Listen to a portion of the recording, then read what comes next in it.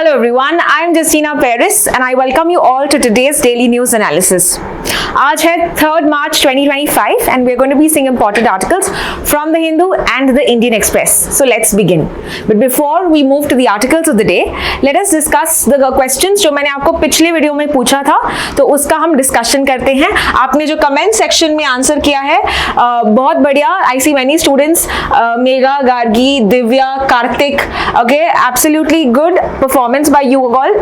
And I'd also urge the other students जो इस video को देख रहे हैं, please answer the questions that I ask in the video, as well as अगर आपके कोई दूसरे फीडबैक होंगे वीडियो से लेके या कुछ और आपको टॉपिक्स नहीं समझ में आ रहा है, कुछ कॉन्सेप्ट्स नहीं समझ रहा है, then I will discuss in my coming videos, right? तो इससे आपका जीके का जो नॉलेज है, प्रेपरेशन है, बढ़िया हो जाएगा. So let's see the questions that I discussed. मैंने डिस्कस किया था हिंदी दिवस and I told you कि national Hindi day and world Hindi day अलग अलग है. So as you rightly have written, national Hindi day जो है 14 सितंबर को मनाया जाता है because it was considered और हमारी कॉन्स्टिट्यूशन में it was given the status of an official language, right?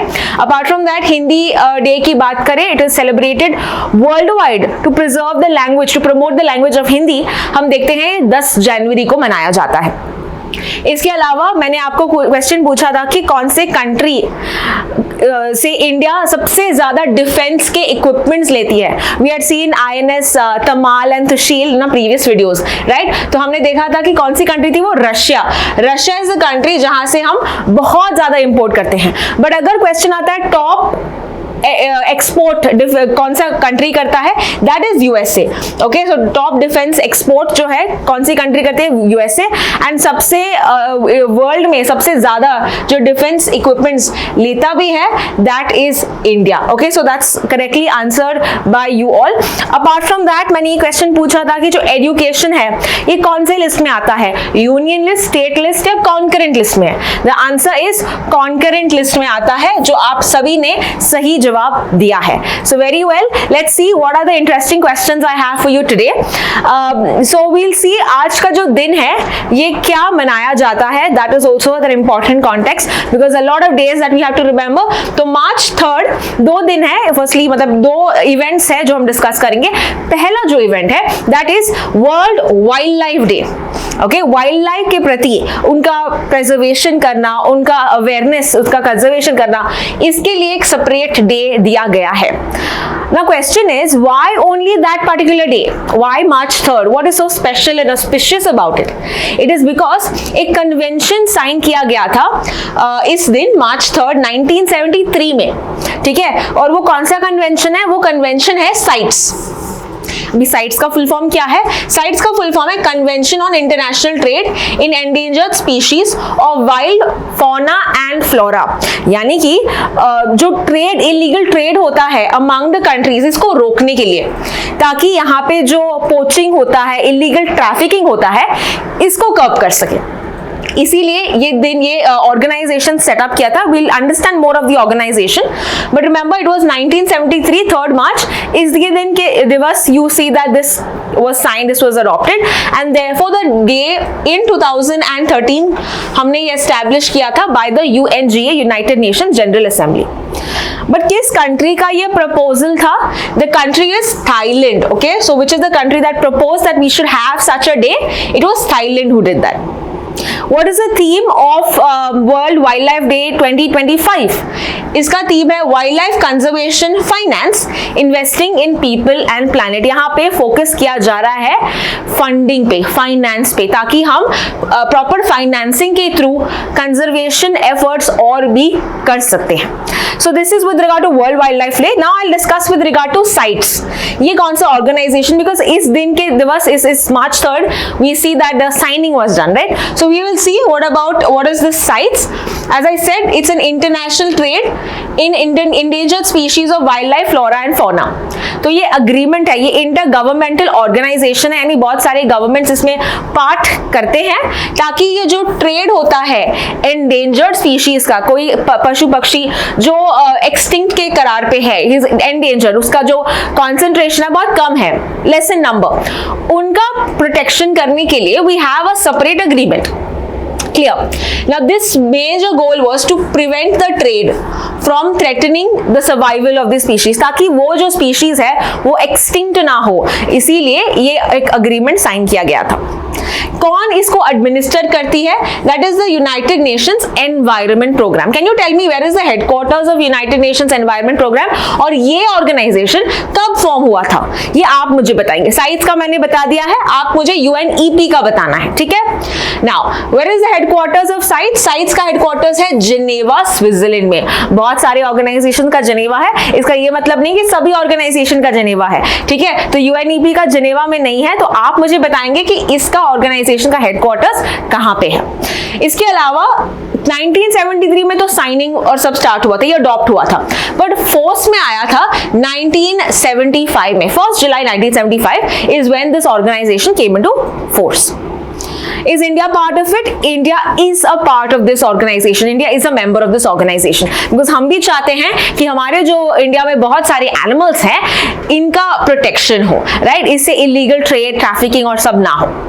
इनके अलावा this agreement that is it's legally binding on all the parties. Apart from that, जैसे हम देखते हैं COP, right, Conference of Parties, हमने यूएनईपी, यूएनएफसीसीसी के लिए देखा है, वैसे ही साइट्स के लिए भी ऐसे मीटिंग्स होते हैं जिसका नाम होता है कॉप या कॉन्फ्रेंस ऑफ पार्टीज। तो ये annual, they are on annual meetings, they could be every 2 or 3 years में ऐसे मीटिंग्स होते हैं टू डिस्कस कि हम कैसे प्रोटेक्ट करें एनिमल्स को। Clear? So if you see recent अभी जो कॉप होने वाला है 2025 में, it's gonna be in November दिसंबर के टाइम पे। ये कहां पे होगा? The 20th COP is going to happen in Uzbekistan. Very important information. क्या इंडिया में कभी होस्ट हुआ है ऐसा COP? Has India hosted any Conference of Parties of CITES? The answer is yes, we hosted the 3rd COP in 1981. A question for you coming in, first conference of party to the sites कहां पे हुआ? मैंने corp 3rd बताया, India में है। Recent corp मैंने बताया है, आपको मुझे फर्स्ट कॉन्फ्रेंस ऑफ पार्टी बताना है। Clear? So this is some questions that are coming with regard to this topic, a very important topic. बहुत सारे questions इससे बन सकते हैं। Let's move to the next important event of today. और जो अगला दिन है, it is the World Hearing Day. Okay, यहाँ पे भी अवेयरनेस जनरेट करना with regard to hearing. Okay, specially जो वल्नरेबल सेक्शंस है, जो अफेक्ट होते हैं, द इन्फेंट एज ग्रुप या द सीनियर सिटीजन्स, ये इन पे ज्यादा फोकस किया है। So the theme of this year is changing mindset, empower yourself to make ear and hearing care a reality for all. Focus on good health care, etiquettes, जैसे कि हम listening की बात करते हैं, it's so important, sensory, for humans, and sometimes we take it for neglected, है ना, हम neglect करते हैं, but most of them face this issue, and इसको awareness देने के लिए we have had this, so have like good habits to ensure कि आपके जो hearing aid है टू वो सिक्योर, नॉट लाउड म्यूजिक, है ना, हमारा जो नॉर्मल टीवी का वॉल्यूम होता है, हम ईयरफोन्स लगाते हैं, we keep it at a very loud range, but we see that this can lead to loss of hearing, which is of course a very bad thing in the later, specially in the old age. Now what is the normal hearing range in terms of humans की बात करें, it is about 20 decibels, ठीक है, 20 decibels is the normal, ये threshold है। इसके बाद 20 decibels के बाद हमको कुछ सुनाई, ह्यूमंस को कुछ सुनाई नहीं देता। Clear? So that is with regard to the normal hearing age, and we celebrate the World Hearing Day as well. Let's now proceed to the first article of the day. पहला जो article है, it is with regard to Prime Minister Narendra Modi's visit to Vantara, as well as he offers prayers to Somnath Temple. And he also is chairing a meeting, which is the National Board of Wildlife. आज के दिन obviously because World Wildlife Day, so there is that organization जिसको हम देखेंगे. What is this National Board of Wildlife? So firstly, यहाँ पे गुजरात, ये Vantara, okay, we से गुजरात में जाते हैं, it's a 3-day trip of Narendra Modi, and we see ये पहले ही offers his prayers at Somnath temple.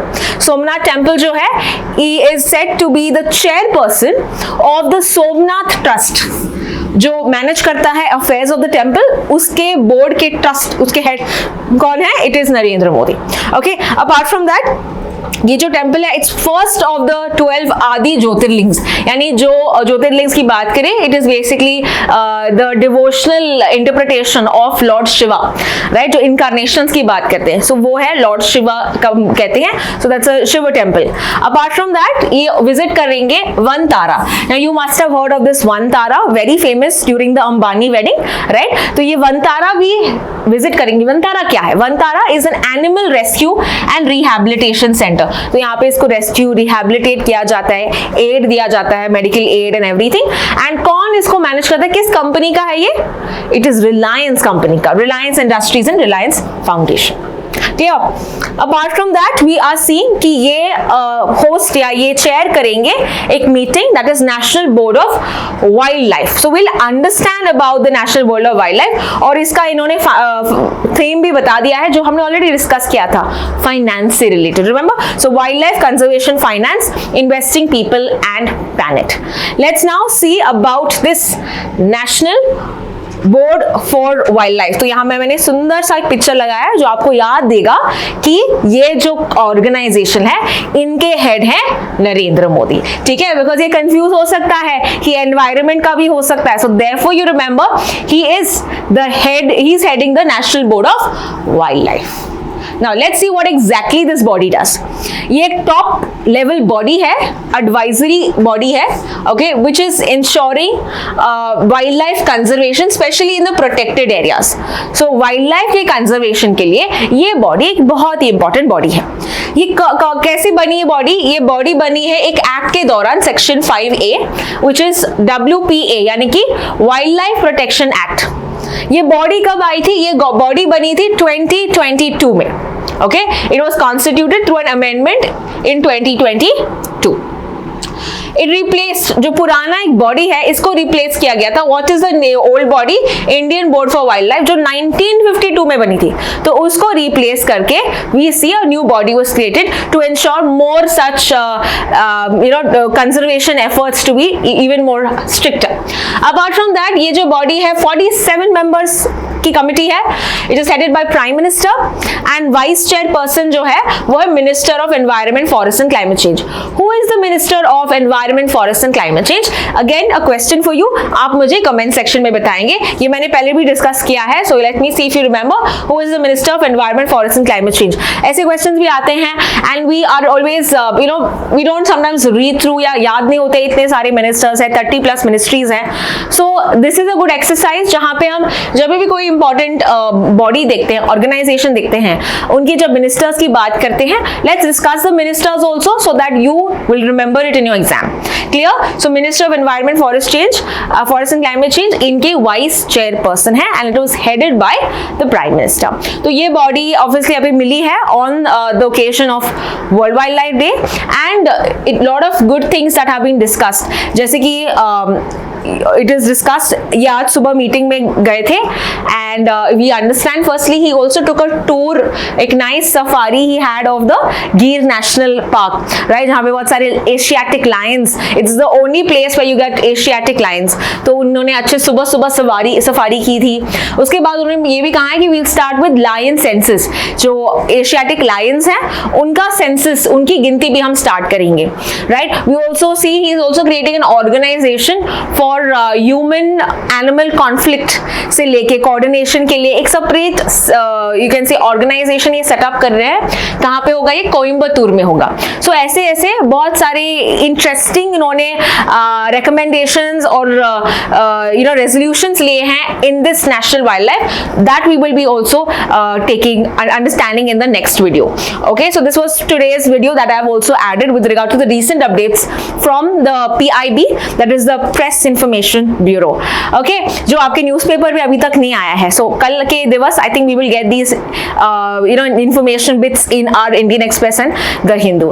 Let's now proceed to the next article. अगला जो आर्टिकल है it is with regard to space. तो एक नया कुछ लॉन्च हुआ है which is called the Blue Ghost Mission. Okay, now who is the you can say initiative? किस organization का initiative है? It is not a governmental organization but it is a private organization जिसने ये launch किया है. So it's a private spacecraft. Clear? So whose is this? It is the Firefly Aerospace. It's the Firefly Aerospace that has launched this kind of blue ghost mission. So let's understand इस article में जो जो important चीजें हैं पूरा हम ये discuss करते हैं. So I've given this in pointers. Blue Ghost Mission, again as I said, Firefly Aerospace. This is that organization that you have to remember जिसने ये लॉन्च किया है. कहाँ पे लॉन्च किया है? It is a lunar mission. That means towards the moon. And why is it so important? It is because ये पहला ऐसा प्राइवेट स्पेसक्राफ्ट है. Okay, again note down it's private, क्योंकि नॉर्मल वाला तो हमने इंडिया ने भी सॉफ्ट लैंडिंग किया है, दूसरे कंट्रीज ने भी किया है, पर ये प्राइवेट एजेंसी है. तो प्राइवेट एजेंसी पहली बार जिन्होंने एक अपराइट लैंडिंग किया. अपराइट का मतलब है सीधा landing. That means has there been any other landing before this? Yes, There has been a private spacecraft जिसने पहले लैंड किया है ब्लू गोस्ट से भी पहले, इस मिशन से भी पहले. Now ये जो मिशन है ये 2024 में हुआ था, लेकिन यहाँ पे जो लैंडिंग हुआ था ये साइडवेज हुआ था. ठीक है, so that is how is Blue Ghost different from the Intuitive machine? ये दूसरा एक स्पेस एजेंसी है. तो इन दोनों ऑर्गेनाइजेशंस का डिफरेंस ये है कि ब्लू गोस्ट ने अपराइट लैंडिंग किया है, whereas Intuitive machines ने साइडवेज लैंडिंग किया है. So that is the difference. Apart from that, कहाँ पे ये लैंड हुआ है? This has landed in Mons Laterey, which is in Mare Crisium, which is called as the Sea of Crisis. Latin में इसको हम कहते हैं Sea of Crisis. Now, it is not a sea, but it is this area जहाँ पे we had a lot of volcanic eruptions. ये जो area है north eastern part of the moon में है, north eastern side of the moon में है, जहाँ पे बहुत सारे volcanic eruptions हुए हैं, and there is like a basaltic kind of a landscape जिसके ऊपर ये launch हुआ है. So exactly the point is Mare Crisium. A question to you, हमने भी लैंडिंग किया है. We've had our missions also, and you know the Chandrayaan 3. आप मुझे बताएंगे Chandrayaan 3 का जो लैंडिंग पॉइंट है इसका नाम क्या है? Okay, because like these related questions can also be asked. So landing point of Chandrayaan 3 mission कहाँ पे है? Blue Ghost का कहाँ पे है? Mare Crisium. ठीक है, दैट इज इन मॉन्स. ये मॉन्स द माउंटेनियस रीजन है मून का, Mons Latreille in Mare Crisium. Let's understand some details of the mission. Firstly इसका जो लॉन्च हुआ था जनवरी 15 को हुआ था 2025, और किस स्पेसक्राफ्ट ने इसको ऊपर लिया था? It is the SpaceX Falcon 9 rocket. It is said the size of this mission is equal to a weight of a hippopotamus. ये बताया गया है. So it has traveled 2.8 million miles, और यहाँ पे हमको images मिले हैं of the Earth and the Moon. It's very stunning images of the Earth and the Moon that we have received. It is expected कि ये ऑपरेशन करेगा full lunar day. What is one lunar day? One lunar day is equal to 14 Earth days. Very very important information. एक lunar day कितना होता है? 14 Earth days. Now, this particular mission, Blue Ghost mission जो है, it is part of a larger NASA का mission. जो NASA का एक मिशन है जिसको कहते हैं Artemis program. तो इसका ये पार्ट है, और ये Artemis program क्या करता है? It wants to send more astronauts into space, as well as it wants to reduce the cost and support lunar exploration. So ये moon mission से related है, और ये चाहता है कि और भी astronauts और सब landing और सब करें. Now, what are the upcoming missions that we see with regard to US? So there is one more private spacecraft mission जिसका नाम है Intuitive machine. ये लॉन्च करने वाला है IM-2 Athena lander. Okay, ये इस लैंडर का नाम है जो लैंड करेगा एक दूसरे लोकेशन पे. What is that location called? This is Mouton. Okay, so it's Mons Mouton, another mountainous region जो है southernmost lunar landing attempt. Southernmost lunar. So ये कब होगा? 6 March. So in the coming this week we are going to see this mission as well if it really does happen. तो ये पूरा आपने देखा था Blue Ghost mission के बारे में. Now we'll also see some more important facts about this Artemis program, because ये question आ सकता है इस passage से related. So firstly we will see Artemis program. Artemis program इसके 4 चार पार्ट्स हैं. Okay, the first part if you talk about, it is the uncrewed, यानी कि कोई ह्यूमंस नहीं होगा, अनक्रूड टेस्ट फ्लाइट होगा. ऑलराइट, सेकंड वाला जो है this will be Artemis 2 जहां पे क्रू होगा. so in the first one there are no humans that will be sent. clear? apart from that हम बस ऑर्बिट करेंगे, ये जो मिशन है बस ऑर्बिट करेगा moon to understand, to validate कि क्या हम फ्यूचर मिशंस कर सकते हैं. दूसरे में हम भेजेंगे, एक बार हमको स्टडी समझ में आया, then we are going to send humans in space. Alright, but ये भी it will be just orbiting, it is not going to land on the moon. तो ये क्या होगा, it's going to fly by of the moon with a return to the earth. हम बस moon का चक्कर लगा के वापस आएंगे. तीसरा मिशन इंपॉर्टेंट है because this will be moon पे लैंड होंगे. So this is the first crewed moon landing. और अपोलो के बाद जो पहला यूएस का मिशन था, इसके बाद this is going to be that mission which is going to land on the moon. Clear? So this is going to be a milestone also because ये फर्स्ट वुमन और एक non white, so it's called a person of colour, जिसको हम non white कहते हैं. We don't say other colours, right, we just say कि कोई जो वाइट नहीं होता. सो नॉन वाइट या पर्सन ऑफ कलर को हम भेजेंगे कहां पे, मून में. सो that is how it is a very distinguishing kind of a factor, the Artemis 3. Clear? And Artemis 4, which will be the last part, this will launch astronauts to the lunar gateway. ठीक है, so this is again a very again sending humans to space and the first planned space into the lunar orbit में भी ये चक्कर लगाएंगे. So that is all with regard to the parts of the Artemis. Now here we see there is also which are the countries apart from NASA, there are also other countries participating in it, which are Canadian Space Agency, European Space Agency, Japan की Space Agency and also UAE की Space Agency, which is Mohammed bin Rashid Space Center. All right. So that is how there are participating countries. Now recently एक news में था Artemis Accord. Okay, now what is Artemis Accord? ये एक agreement है, accord है, agreement है और बहुत सारी कंट्रीज इसका पार्ट है. क्या इंडिया इसका पार्ट है? Yes, India recently signed this Artemis Accord. What is the Artemis Accord? It is it's an agreement with many countries, like an intergovernmental agreement sort of, जहाँ पे हम चाहते हैं जो outer space है इसका peaceful use हो, transparency हो, जो space resources है ये align करे with another agreement called as the Outer Space Treaty. So let's understand one important thing. बहुत पुराना एक agreement हुआ करता था called as Outer Space Treaty. Okay, Outer Space Treaty आया था 1967 में. Now this is one of the oldest treaties that we understand. Now इसको और भी थोड़ा strengthen करके we bought another accord which is called as Artemis Accord, जहाँ पे बहुत सारे countries साथ में मिलके यहाँ discuss कर रहे हैं. So there are about 47 such countries that are part of it and India is also part. So यही चाहता है कि transparency हो, you know, they need to share their space policies, you know, there should be peaceful usage of space, assisting astronauts in space, okay, especially emergency होता है space में, so एक दूसरे की मदद करो. तो ये अच्छा एक अकॉर्ड आया है Artemis Accord which is ensuring with regard to outer space treaty. So again question ऐसे भी आ सकता है कि Artemis Accord is related to what? Deep sea missions, okay, या माइनिंग से रिलेटेड या रिन्यूएबल एनर्जी से रिलेटेड या स्पेस से रिलेटेड, ऐसे भी क्वेश्चंस आपको आ सकते हैं. So you are prepared with what it is. So the founding members of the accord are Australia, Canada, Italy, Japan, Luxembourg, UAE, UK and USA. तो ये कंट्रीज ने स्टार्ट किया एंड बहुत सारे कंट्रीज इसका पार्ट बने. नाउ कौन सी countries moon missions में उन्होंने पार्टिसिपेट करके लैंड किया है, अगर ऐसा क्वेश्चन आता है, remember there are only 5 national space agencies जिन्होंने लैंड किया है मून पे. बहुत सारे कंट्रीज ने मून मिशंस किए हैं बट लैंडिंग जो है सिर्फ 5 कंट्रीज में है. एंड गर्व की बात है कि इंडिया भी is one such that has done that. We are 4th on the list. Okay, so these are, and of course we know Chandrayaan 3 mission that had happened where we did the successful landing on the moon. So let's proceed now to the next article. अगला जो article है, it is with regard to the repeal law on dramatic performances flagged by PM. Okay, so in this article एक law के बारे में बताया था जो एक colonial law है.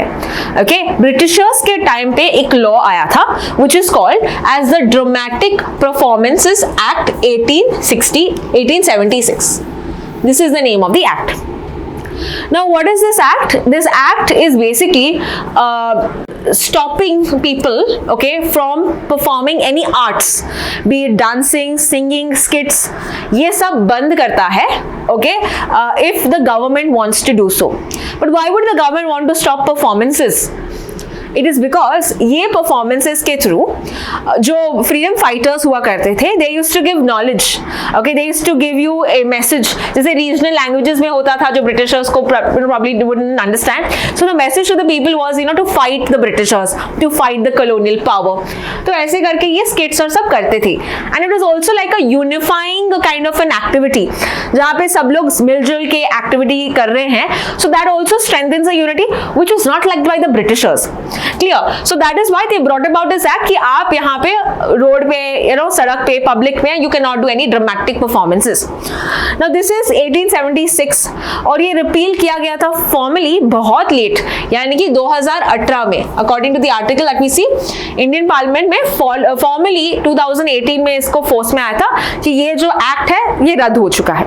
So let's understand about this act because this article pertains to that. When Narendra Modi, Prime Minister, is saying कि ऐसे जो एक्ट्स होते हैं ये आर्केक लॉ 75 इयर्स तक चले हैं और बहुत late, right? So it's so late that it actually was repealed formally. Why not it was repealed right after independence is what he said. Let's understand about the dramatic performances act जो ban करता है plays, pantomimes, okay, those without words जैसे हम कहते हैं, right? So those are those skits, dramas, इसको सब बंद करना है. And specially if they think कि ये स्कैंडलिस है, ये किसी कम्युनिटी को ठेस पहुंचा रहा है, डिफेमेटरी है, एज वेल एज सिडेशियस है, it is against the government, dissatisfaction जताना चाहता है अगेंस्ट द गवर्नमेंट, कोई ऑब्सीन है, okay, something that is against you know morality, okay, कुछ अश्लील जैसे कहते हैं. So all of that are the reasons why you stopping that particular drama, skit and so. तो ये मजिस्ट्रेट को पावर देता है to search and seize the place जहां पे परफॉर्मेंस हो रहा है. तो ये परफॉर्मेंस रोक सकता है कौन? मजिस्ट्रेट. और अगर आपने वायलेशन किया तो आपको 3 महीने की जेल की सजा या एक फाइन हो सकता है या दोनों हो सकते हैं. सो ये था with regard to the dramatic performances act. Now with regard to ये लॉ क्या हुआ इंडिपेंडेंस के बाद. फॉर्मली इसका रिपील हुआ था 2018 में, right, when the PM Modi, okay, that time he said कि जो obscene acts है, colonial acts है, बहुत सारे acts को repeal किया था for ease of doing business, okay, जो लगा कि you know very archaic है, जो बहुत ही controlling है, colonial in nature है, उसको उन्होंने हटाया था. तो बहुत सारे acts को हटाए थे and Dramatic Performances Act was one of them. But if you see that many of these acts, this act was mainly invalid after 1956, especially during Allahabad High Court ने इसको unconstitutional ठहराया था. कौन से केस में? The state versus Babulal. So what is this state versus Babulal? Let's understand with regard to this case. So 1953 में क्या हुआ था? लखनऊ में, ठीक है, there was this association. इस एसोसिएशन का नाम है इंडियन पीपल्स थिएटर एसोसिएशन. तो इंडियन पीपल थिएटर एसोसिएशन, इसका एक ब्रांच लखनऊ में हुआ and they were performing a skit, a performance based on Munshi Premchand की एक शॉर्ट स्टोरी है ईदगाह, जो 1938 का एक स्टोरी है ईदगाह, इससे रिलेटेड है, based on Munshi Premchand. Now what happened was, पहले इनको परमिशन मिली थी बट कुछ टाइम बाद जो मजिस्ट्रेट है, इन्होंने क्या किया, इन्होंने इनको परफॉर्म करने से रोक दिया. यानी ही said like a stay order with regard, stay that you cannot perform this. But जो director है, जो artist है, they still went ahead and they performed it. Okay, so they performed it. Prohibitory जो order आया था in the middle of the performance, they defied it और उन्होंने continue किया उनका performance. तो इलाहाबाद हाई कोर्ट के पास जब ये केस आता है, इन्होंने एग्जामिन किया और उनको लगा कि ये तो लॉ जो है ये बहुत ही अनकॉन्स्टिट्यूशनल है. Because what is the reason that we have, हमारे पास एक freedom of speech and expression एक इंपॉर्टेंट फंडामेंटल राइट है. कौन से आर्टिकल से related? Article 19. Right, article 19 you have that freedom of speech and expression. तो अगर आप देखते हो this is against this article that you have, so therefore they consider this unconstitutional. और ये जो एक्ट भी है जिसके तहत आप स्टे ऑर्डर लगाते हो या आप परमिशन रोकते हो या प्रोहिबिटरी ऑर्डर देते हो, ये एक्ट को भी उन्होंने अनकॉन्स्टिट्यूशनल ठहराया। So this is with regard to this particular act. Now we also see that India में जैसे अगर बहुत सारे लॉज आर्केक है, मतलब कॉलोनियल टाइम है, तो अभी भी उसको क्यों हम यूज करते हैं, राइट? 1876 का पुराने laws, why we use it? That is because of an article called as 372। Article 372 constitution का ये कहता है कि जो लॉज होते हैं in India, the laws that are in the territory of India, that are started before the commencement of the constitution। Constitution आने के पहले भी जो लॉज आए हैं उसको फोर्स में रहेंगे, वो फोर्स में रहेंगे, और they can be altered, they can be repealed by the government। और हम देखते हैं कि ये जो laws हैं, but there's an important characteristic कि they are not considered constitution। इनकी जो constitutional validity with regard to cases check कर सकते हैं, ठीक है? So once again what is this article 372 से? आर्टिकल 372 कहता है कि जो भी लॉज ब्रिटिशर्स के टाइम से, यानी कॉन्स्टिट्यूशन के पहले आए थे, वो लॉज अभी भी फोर्स में रहेंगे। Okay, so that is what this law says, this article says। But ये भी कहता है कि ये जो laws हैं, they do not enjoy constitutional status। यानी कि it is not considered कि ये सभी laws जो है बढ़िया है, constitutional के according aligning करते हैं। We cannot consider that। So in the years we have to amend our own laws, we need to check if these laws are valid or not। Clear? तो ये पूरा हमने देखा आर्टिकल 372 के बारे में। Now what we also see with regard to some other cases, जैसे कि मध्य प्रदेश, कर्नाटका, तमिलनाडु, दिल्ली, यहाँ पे भी स्टेट लेवल वर्जन्स है of this particular law, dramatic performances, but इनको भी रिपील किया गया था। मद्रास ने भी यही है, मद्रास हाई कोर्ट ने भी तमिलनाडु ड्रामेटिक परफॉर्मेंस एक्ट, ये भी एक act state level, that was repealed when 2013। So you see state level act भी होते हैं ऐसे इसके related, but those acts have also been repealed। So ये पूरा आर्टिकल था dramatic performances act and the state level act. Let's proceed to the next article. अगला article है with regard to election commission to remove all duplicate voter ID numbers. Now what is happening is we all get a voter ID to practice our vote, right? To practice our constitutional right of voting। But क्या हो रहा है कि ये जो voter ID का number है ना, ये number is seen as duplicates. बहुत सारे, मतलब you will find 2-3 people having the same number, right? So that is the problem। So now what happened is जो वेस्ट बंगाल की चीफ मिनिस्टर है, इन्होंने election commission and the central government पे यहाँ पे आरोप लगाया है कि आप ये ममता बनर्जी ने कहा है कि you basically are doing all this ताकि हमारा जो वोट्स हैं ये अफेक्ट हो, राइट? वेस्ट बंगाल में अभी वोटिंग होगा, सो शी साइटेड कि ये जो नंबर्स जो कॉपी हो रहा है, it is linked to some of the people who having Haryana, Gujarat, Punjab में भी कुछ कॉमन नंबर्स हैं, तो जिसके कारण we'll see that there can be some problems in the process of voting, right? तो इलेक्शन कमीशन अभी क्या कर रहा है, जो डुप्लीकेट वोटर नंबर्स है ना, इसको ये निकालेगा and new numbers will be allotted. Now what is this voter ID number? ये जो मैंने कहा वोटिंग आईडी कार्ड होता है, इसको एपिक कहते हैं। What is it called? EPIC. EPIC full form क्या है? Elector photo identity card. Elector photo identity card, जिसमें एक 10 डिजिट का नंबर होता है। Okay, how many letters, how many numbers? 10 number digit, which of course has to be unique like your Aadhaar card, right? Aadhaar card में कितने numbers होते हैं, ऐसे क्वेश्चंस आ सकते हैं। So you tell me your answer in the comment section. Voter ID का 10 है, आधार कार्ड का कितना है ये आप मुझे बताएंगे। Clear? So now to avoid this, election commission is going to take this up seriously. Now what we have also seen is इनके पास एक नया प्लेटफॉर्म भी है। किसके पास? इलेक्शन कमीशन ऑफ इंडिया के पास, जिसका नाम है एरोनेट। क्या है ये? ERONET. What is ERONET? ERONET is a tool given to the election commission, okay, और with regard to the electoral officials and ये एक वेब बेस्ड पोर्टल होगा, एक ऑनलाइन ऐप होगा जिससे मल्टीपल लैंग्वेजेस में हम देखते हैं we see they will handle the processes pertaining to registration. अगर हम देखते हैं माइग्रेशन कर रहा है कोई, तो उसका जो भी चेंजेस हैं इस प्लेटफॉर्म के थ्रू वो करेंगे। सो रजिस्ट्रेशन, माइग्रेशन या डिलीट करना है कोई names in the electoral rolls, तो ये इस प्लेटफॉर्म के थ्रू होगा। So what is the name of that platform called as ERONET platform.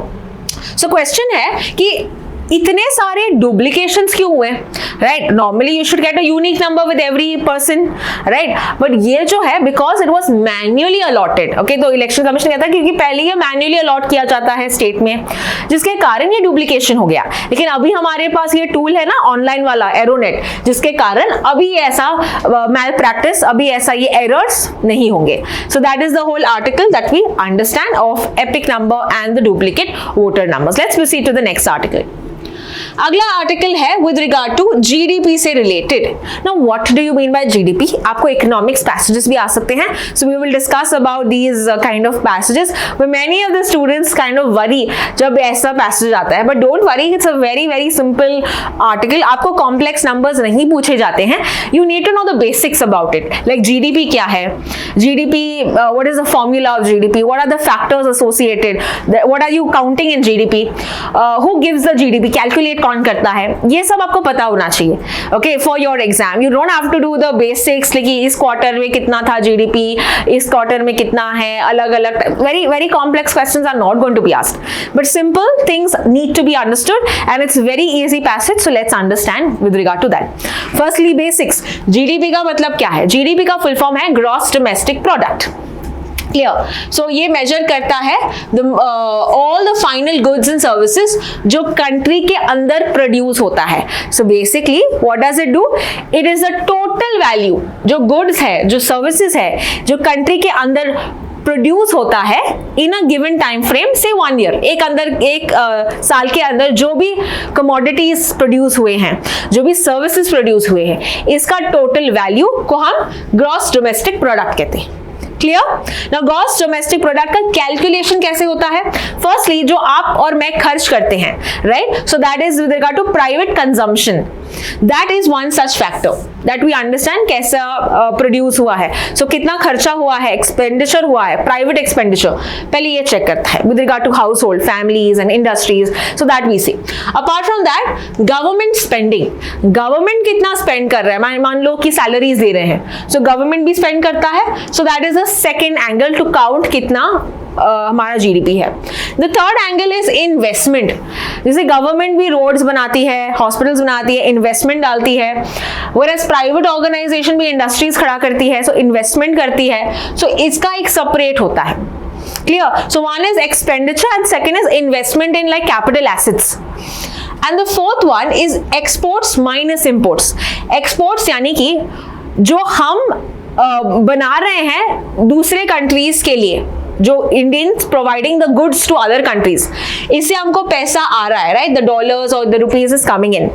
Whereas export जो है यानी कि हम जितना खर्च कर रहे हैं for the products that are coming in India, right? That means imports that are coming to India, इसको माइनस करना है क्योंकि इससे हमारा खर्चा जा रहा है, right? So that is the export. So exports minus imports, तो ये पूरा कैलकुलेशन है जीडीपी का। Clear? Now who calculates this? It is calculated by the CSO, जो कौन से मिनिस्ट्री के अंदर आता है? Ministry of statistics and programme implementation. ये रिस्पॉन्सिबल है जीडीपी के कैलकुलेशन में। So Central Statistical Office. Now let's understand some important points given in this article today. Article कहता है कि अभी मॉस्पी ने एस्टिमेट दिया है, ओके? कितना एस्टिमेट? किसका एस्टिमेट? जीडीपी का estimate, the CSO has given, right? So ये 5 एस्टिमेट्स होते हैं जीडीपी के।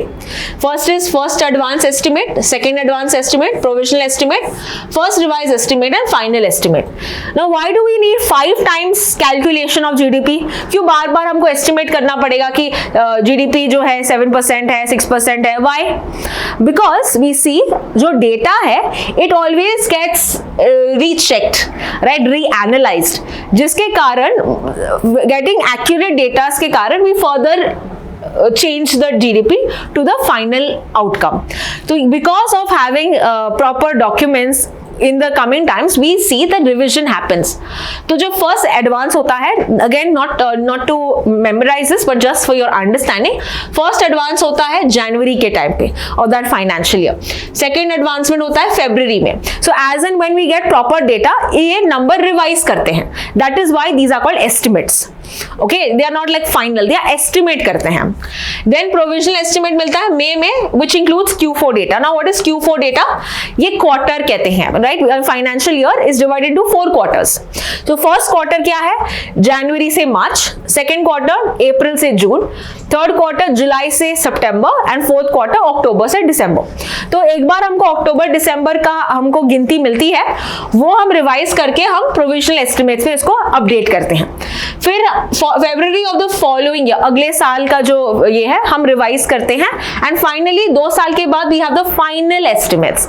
सो ऐसे करके we have 5 estimates, although they will not ask you these estimates, this is just for your understanding कि जीडीपी का वापस से कैलकुलेशन होता है बिकॉज डेटा क्या होता है, रिवाइज होता है. तो अभी क्या हुआ है, revision in the growth rate, if you have to finally understand, it has moved, it was revised from 7% to 7.6% because जो टेक्निकल एरर सब माइनस करके फाइनल हमको ये मिला है.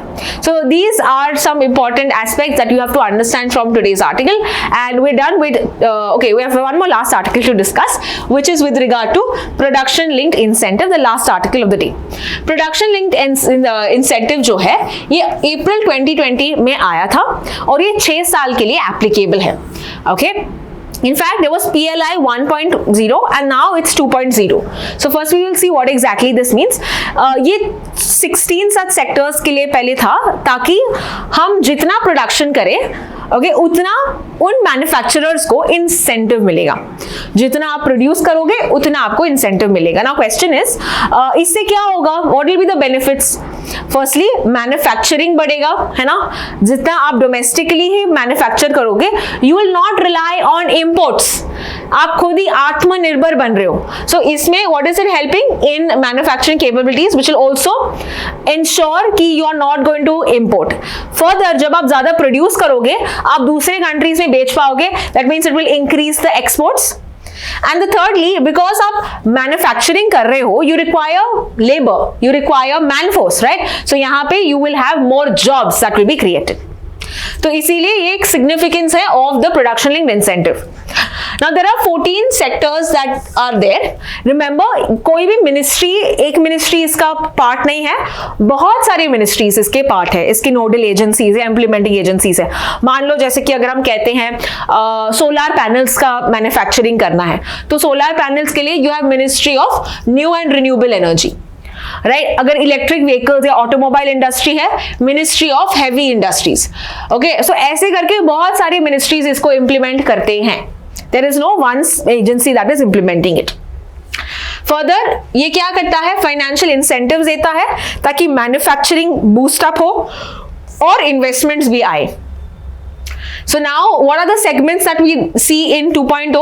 जैसे कि laptops, tablets, all in one PC, server, ultra small form factor, ये सब भी हम देख रहे हैं in the edition of 2.0. So how is the calculation that happens? यहाँ पे they check investment जो है, boosting up जो होता है, they are basically checking the increment sales. जितना सेल ये ईयर में हुआ है और जितना सेल ईयर हुआ है. एक एग्जांपल, दे आर चेकिंग कितना आपने सेल किया इन 2020 एंड कितना आपने सेल किया इन 2025. तो जो नेट सेल्स हैं, okay, they are basically calculating that और उस हिसाब से आपको इंसेंटिव्स मिलते हैं. Clear? So what is the base year that we said? मैंने आपको अभी 2020 बोला, but actually the base year is 22-23. So that is the base year और वो calculate किया जाता है, यानी कि 25-26 में what will be, what is your contribution, what is the sales, have they gone up, have they gone down, इसका वो checking करते हैं. So that is called the net increment sales. Further ये जो नेट इंक्रीमेंट सेल्स जो है, okay, they are different for different companies. जैसे कि अगर कोई ग्लोबल कंपनी है तो आपको कितना मैक्सिमम इंसेंटिव मिल सकता है? It is about 45 billion rupees. Clear? If it is hybrid company यानी ग्लोबल एंड डोमेस्टिक रन करता है, देन इट इज 22.5 बिलियन. और अगर सिर्फ ये डोमेस्टिक कंपनी ही है, you can get up to 5 billion of incentive. So that's the maximum incentive amount that a company can get. तो ये पूरा आर्टिकल हमने देखा with regard to production linked incentive. Of course ये आर्टिकल ये भी कहता है that not only should we take increment sales. Okay, context ये आर्टिकल है का कि इंक्रीमेंट सेल्स काफी नहीं है, you should also take with regard to domestic value addition. You should also कि कितना ये एक्सपोर्ट कर रहा है उसका भी चेकिंग करना चाहिए, is what the article is saying. Clear? So this is the whole article and we are done with today's discussion. But before we I end the discussion, a question for you. हमारा जो manufacturing capability है, target जो है according to the national manufacturing policy, ये कितना है ये आपको मुझे बताना है. So according to the national manufacturing policy, what is India's target for the manufacturing sector? So that's all with today's discussion. Thank you so much for watching.